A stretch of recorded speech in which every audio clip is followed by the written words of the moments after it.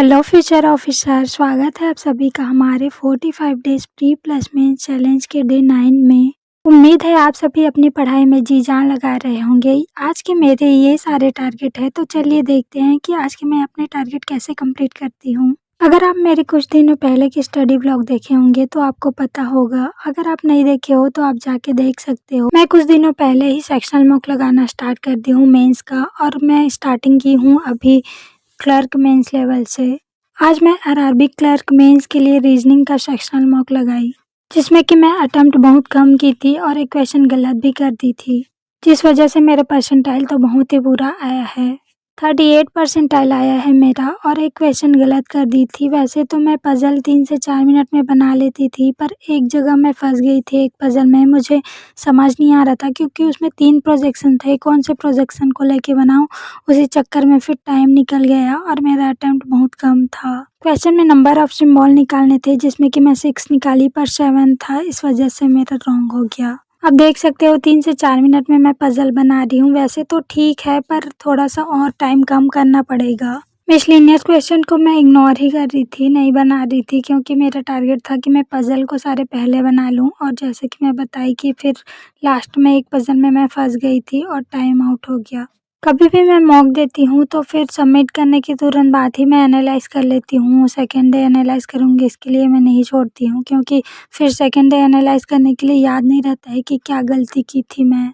अभी अभिजीत सर जीए का क्लास नहीं ले रहे हैं, और मैं किसी और टीचर से जीए का क्लास नहीं करती हूँ, इसलिए वेट कर रही हूँ मैं सर के क्लास लेने का। 11 बजे के अराउंड फिर मैं डीआई की क्लास करने में लग गई थी, और जो पहली वाली डीआई थी वो थोड़ी लॉजिकल डीआई थी, अच्छी लेवल की डीआई थी। उसको करने के बाद फिर मैं एक और डीआई करने लगी थी, वो थी क्वाड्रेटिक इक्वेशन पे बेस, और उसमें मेरा दिमाग ऐसा घूमने लगा। फिर मुझे लगा कि मुझसे नहीं हो पाएगा। फिर मैं क्वांट प्री लेवल की क्लास करने में लग गई थी, क्योंकि मेंस के साथ प्री के प्रैक्टिस करना भी ज़रूरी है, इससे स्पीड बनी रहेगी। जैसा कि मैं बताई कि डीआई लॉजिकल बेस थी, और उसको करने में काफ़ी ज़्यादा दिमाग लगाना पड़ा। उसके बाद फिर मैं तुरंत ही लग गई थी प्री की क्लास करने में, तो एकदम से हेडेक होने लगा था मुझे। इसीलिए फिर मैं 1-1.5 घंटे का ब्रेक ली थी, और उसके बाद लगी थी पजल की क्लास करने में।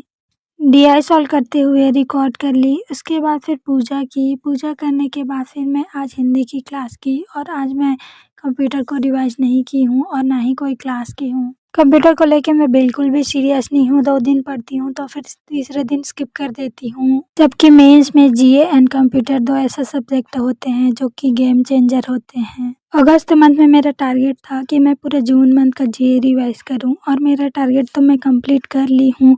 पर बचे हुए 2-3 दिनों में मैं सोच रही हूँ कि मैं रोज़ वीकली क्विज दूंगी। इससे मेरा रिवीजन भी हो जाएगा, और कैसे टाइप के मॉक में क्वेश्चन आते हैं और एग्जाम में कैसे टाइप के क्वेश्चन बन सकते हैं, उसका आइडिया भी हो जाएगा मुझे। वैसे तो मैं जीए रॉकस्टार से वीकली बेसिस पे करंट अफेयर का क्विज देती हूँ, पर उसमें जून मंथ का करंट अफेयर वीकली बेसिस पे अपडेट नहीं है। देखना पड़ेगा मुझे कि कौन से प्लेटफॉर्म में वीकली क्विज दूंगी जीए के लिए। अगर आप लोगों को कोई आइडिया है बेस्ट प्लेटफॉर्म का, तो आप मुझे कमेंट करके ज़रूर बताओ। आज का मेरा 2 टारगेट था जो कि कंप्लीट नहीं हो पाया। रीजनिंग के लिए प्री का क्लास और जीए का क्लास। जीए का क्लास अभी हो ही नहीं रहा है।